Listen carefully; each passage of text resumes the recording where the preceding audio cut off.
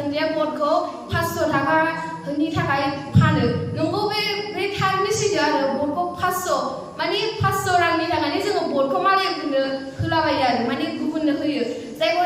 जोङो साननानै लानांगौ आरो माने जोङो बासिनांगौ जे सोरबायदि लिडारफ्रा जोंखौ हेफाजाब होगोन सोरबायदि लिडारफ्रा जोंखौ नायनो हागोन एबा जोंनि थाखाय जोंनि गामि जोंखौ नायफैगोन हेफाजाब होगोन रांफोर होगोन बायदिसिना दाथ' बे आरो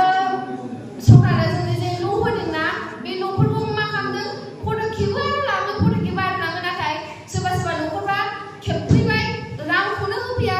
मा होनो बेंकआव रांखौनो सोआ न'खौनो होफैया बिराद माबा गिदिर खोथा होफैसै जे मोनगोन लाबोगोन सोफैगोन नोंसोर सिन्था खालामना मा खालामनांगोन बोसोर जाबाबो बे न'खौ जोङो फट' खेबफैबाय थागोन बिसोर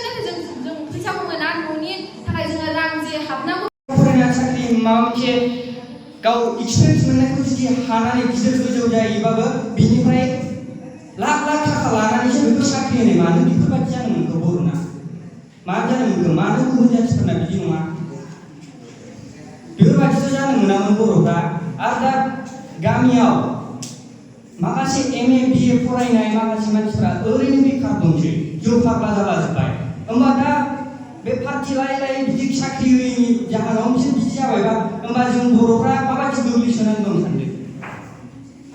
मानो बेबायदि जानो मोनखो